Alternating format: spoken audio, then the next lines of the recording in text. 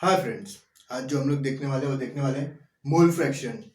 सवाल ये उठता है कि मोल फ्रैक्शन होता क्या है। देखो, मोल फ्रैक्शन को आपको मैं दो तरीके से बताऊंगा।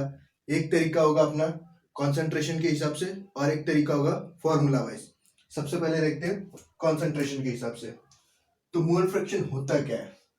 मोल फ्रैक्शन एक तरीका है, एक वे है कॉन्सेंट्रेशन को एक्सप्लेन करने का, ठीक है। और इसके अंदर जो हम लोग मोल फ्रैक्शन का की यूज कर रहे हैं, बेसिकली हम लोग यूज करते एक सॉल्यूशन के कॉन्सेंट्रेशन को क्वांटिटी वाइज एक्सप्लेन करने का, ठीक है। क्यों? क्योंकि जब हम लोग एक सॉल्यूशन होता क्या है। देखो, सॉल्यूशन क्या होता है। सॉल्यूशन एक मिक्सचर होता है। किसका मिक्सचर होता है? एक स्मॉल पार्ट होगा उसके अंदर और एक बड़ा पोर्शन होगा उसके अंदर। जो स्मॉल पोर्शन होगा उसको हम लोग क्या बोलेंगे? सॉल्यूट। और जो लार्ज पोर्शन होगा उसको हम लोग क्या बोलेंगे? सॉल्वेंट। और इन दोनों को ही हम लोग क्या बोलेंगे? सॉल्यूशन, ठीक है। और यहाँ पे एक बात और ध्यान रखना, यहाँ पे हम लोग अगर सॉल्यूट और सॉल्वेंट टर्म का इस्तेमाल नहीं करते तो इसकी जगह पे हम लोग कॉमनली इसको कंपोनेंट बोल सकते हैं। दोनों के लिए कंपोनेंट टर्म का यूज कर सकते हैं, ठीक है। तो अब देखो, यहां से मोल फ्रैक्शन का एक वे है कॉन्सेंट्रेशन को एक्सप्लेन करने का, क्वांटिटी वाइज, न कि क्वालिटी वाइज। क्यों हम लोग क्वालिटी वाइज नहीं एक्सप्लेन कर सकते? देखो, यहाँ पे हुआ ये कि जब हम लोग एक सॉल्यूशन को क्वालिटी वाइज एक्सप्लेन करते हैं तो क्या बोल सकते हैं। जब अगर खुद ही सोचो ना, सॉल्यूशन को अगर मैं वहां पे सपोज करो, यहाँ पे मैंने एक सॉल्यूशन बनाया है। क्या है इसके अंदर? एक शुगर है और दूसरा वाटर है, ठीक है। अब देखो, यहाँ पे मैं क्या करता हूँ, शुगर को सबसे पहले कितना लेता हूँ? 10 ग्राम लेता हूँ और इधर मैं 100 ml वाटर ले लेता हूँ, ठीक है। तो यहाँ पे ये जो 10 ग्राम है, जब मैं इसको मिलाऊंगा किसके अंदर? 100 ग्राम ml के अंदर, तो एक सोल्यूशन निकल के आएगा। अब दूसरा समझो, यहाँ पे देखो, इसी को मैं कितना कर देता हूँ? 30 ग्राम कर देता हूँ, ठीक है। अभी भी 100 ml है। तो अब बताओ किसके अंदर शुगर का अमाउंट ज्यादा है? दूसरे वाले केस में शुगर का अमाउंट ज्यादा है, ठीक है। क्यों? क्योंकि यहाँ पे मैंने 30 ग्राम लिया हुआ है, जबकि ऊपर मैंने कितना लिया हुआ है? 10 ग्राम। जब इस 30 ग्राम को इस 10 ml में ऐड करेंगे तो सोल्यूशन कैसा होगा? मोर कॉन्सेंट्रेशन होगा। क्यों? क्योंकि यहाँ पे सॉल्यूट का अमाउंट बहुत ज्यादा है, जबकि यहाँ पे सॉल्यूट का अमाउंट बहुत कम है, जिसकी वजह से ये दूसरा वाला सोल्यूशन ज्यादा कॉन्सेंट्रेशन होगा। तो यहाँ पे देखो, आपन ने ये अमाउंट यूज किया हुआ है, जिसकी वजह से हमें पता है। जबकि मैं आपको बोलूं, मैंने बनाया, मेरे को पता है, आप आओ कहीं से घूम के, मैंने आपको ये दोनों पीने के लिए दिया, तो आप बोलोगे कि पहला वाला कम मीठा है, दूसरा वाला ज्यादा मीठा है, ठीक है, यही बोलोगे। या फिर हम लोग केमिस्ट्री के टर्म में बोले तो आप बोलोगे कि दूसरा वाला ज्यादा कॉन्सेंट्रेशन है, पहला वाला कम कॉन्सेंट्रेशन है। या फिर ऐसा बोल दोगे, पहला वाला डाइल्यूट है और दूसरा वाला मोर कॉन्सेंट्रेशन है, ठीक है। ये बात क्लियर होगी। तो यहाँ पे आप एग्जैक्ट पता नहीं लगा पाओगे कि कितना अमाउंट हम लोगों ने यूज किया सॉल्यूट का इस सॉल्वेंट के अंदर, ठीक है।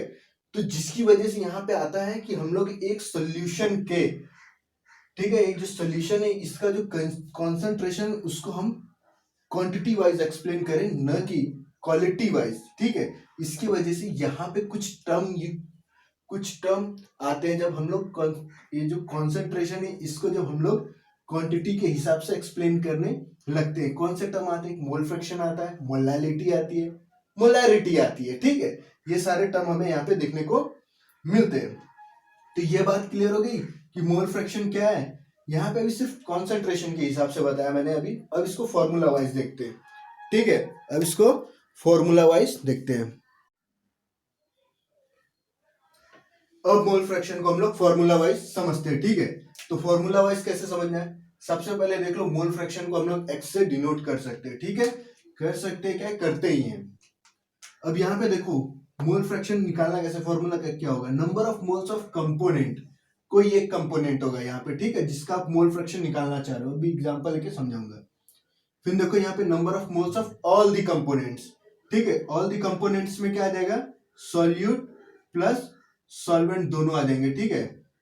क्योंकि ऑल द कंपोनेंट्स बोल रहा है, तो ऑल द कंपोनेंट्स में क्या आपके पास दो ही तो है, एक सॉल्यूट है और दूसरा सॉल्वेंट है, बस बात खत्म। अब देखो यहाँ पे, सपोज करो मैं मोल फ्रैक्शन निकालना चाह रहा हूं, किसका?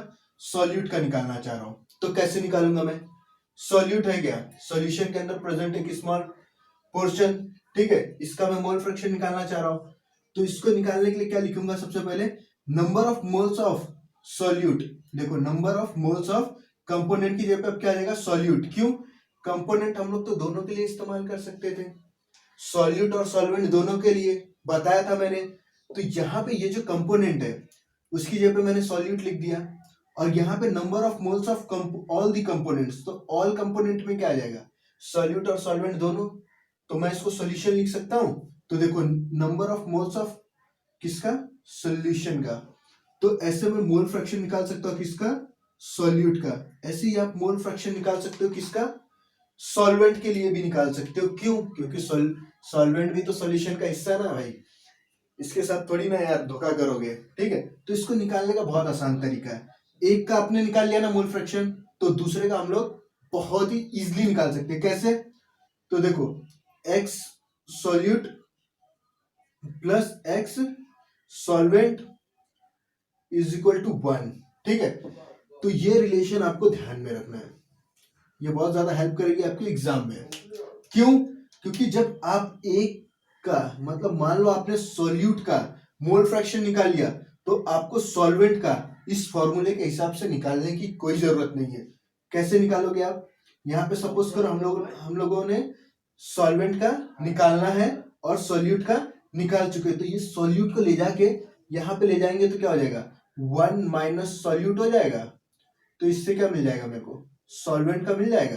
तो ऐसे करके आप निकाल सकते हो। ठीक है, तो किसी एक का निकालना और दूसरे का 1 में से माइनस करके अपने आप निकल जाना है। तो देखो ये बेसिकली ये था। यहाँ पे अब जो करने वाले हम लोग सम की प्रैक्टिस करेंगे, तो जिससे ये आपको क्लियर हो जाएगा। यहाँ पे मेन प्रॉब्लम जानते हो कहाँ पे आएगी, यहाँ पे आएगी मोल्स को लेके, क्योंकि डायरेक्ट आपको मोल्स कभी नहीं देगा वो। यहाँ पे आपको सॉल्यूशन के अंदर जो भी आपका सॉल्यूट है उसका वेट देगा आपको। ठीक है, और फिर उसके वेट से आपको जिसका भी वेट दिया है, मान लो ग्लूकोज का दिया है, तो ग्लूकोज के मोलर मास से आप उसको डिवाइड करके निकालोगे। देखो आपको समझ में नहीं आएगा, मेरे को पता है। ठीक है, जिनको समझ में आ गया होगा वो भी ठीक है। तो याद रखना, अभी इसके सम की एक प्रैक्टिस लेंगे, सारी बातें क्लियर हो जाएंगी। ठीक है, तो मिलते हैं नेक्स्ट वीडियो में, तब तक के लिए बाय।